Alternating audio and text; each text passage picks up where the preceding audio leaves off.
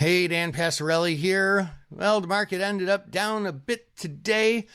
S&P 500, well, it's 3 o'clock Central Time, 4 o'clock Eastern Time when I'm recording this. So the S&P is still open for another 15 minutes, but we're sitting here in the SPY at 658.05, down just shy of 0.5% today.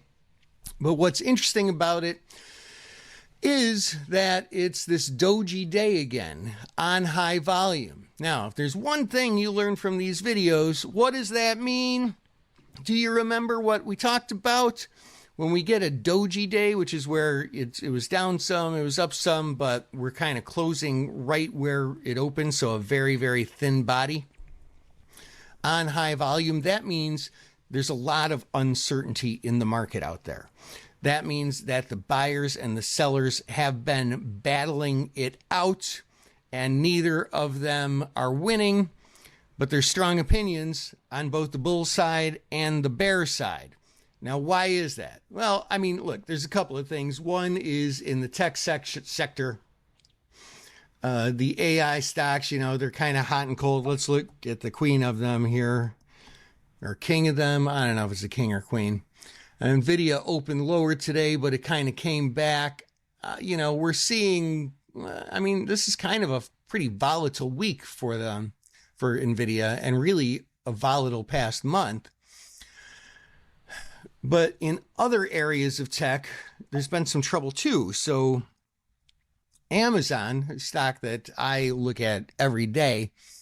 So Amazon had some trouble with the new work visa program that Trump introduced just a couple of days ago, where the work visas went from $5,000 to $100,000. Now, the problem is that Amazon employs a lot of these foreign workers who use these visas, and so it punishes Amazon more than any other U.S. company. So that really pushed Amazon down solidly below the 50-day moving average. And after a couple of days like that, it's not unlikely that it'll stay there for a little bit. On top of that, today, I guess this is kind of more good news, but it turned out to be sell the rumor, sell the fact, is that Amazon agreed to pay $2.5 billion to settle an FTC allegation that it tricked its customers into enrolling in Prime and then made it difficult for them to cancel. $1 billion of that is in civil penalties and $1.5 billion paid to customers. Now, like I said, that's done. I mean, they didn't admit or deny any wrongdoing, but it's over, so that should be priced in, and that aspect should stop weighing on Amazon.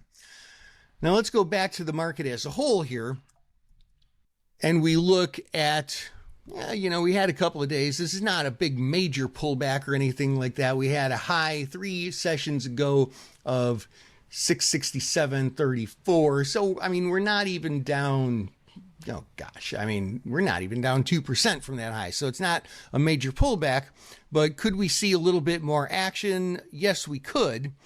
And that is because I believe something that in my role to keep important things in front of you that maybe might otherwise fly under your radar is this whole thing with the government shutdown. Now, I'm telling you, that could be a big deal, and here's why. This is Kalshi. Now, Kalshi is what they call a prediction market, and there are other of them too. Poly markets is another one. Kalshi and Poly markets, they're both two of the big ones. And what they are is there's sites where, you can technically gamble on things like culture and sports. Just, some of them are silly things. Will Taylor Swift, wear a red dress or something like that? They trade in binary futures. And some of the things are very relevant to the market and aren't just gambling. They can actually be used to hedge. One of the things here, as you can see, is the question of government shutdown. Now, you can bet yes, or I should say you can buy the future by clicking yes, and you're pricing in and there's right now priced in a 64% chance of the government shutting down by Wednesday.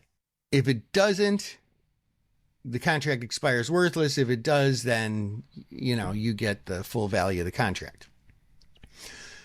So there's big money that goes on with these things. This is not just some silly gambling site for kids to play games.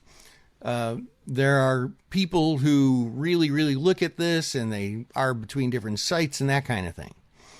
So this is a pretty good indication of what some pretty savvy people look at the chances of the government shutting down 1 week from today, October 1st. 64% chance. Now let's talk about what a coin flip is, okay? A coin flip is a 50-50 chance. It's, I don't know. Could be yes, could be no. This is more than a 50-50 chance. This is that the most likely scenario is that the government shuts down. And if we go out to will it shut down this year, this smart money arguably puts a 74% chance on that. And as far as the number of days go, it's more likely than not that it would be more than 3 days. I think we can drill down just a little bit on this one. With 28, there's even more here. Hold on a second.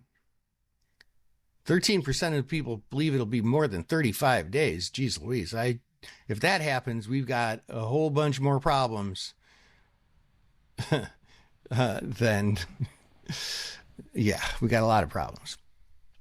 But yeah, 61% chance of it being more than 3 days. So I am of the opinion that there is the possibility that leading up to next Wednesday, if our government doesn't start working for the people instead of infighting, we can see this market really, really tank hard, and that can have a profound effect on the bond market and borrowing costs. So I'm not alarmist. I haven't sold all my stocks or anything, but I am in a lot more cash than I typically am, just playing this defensively.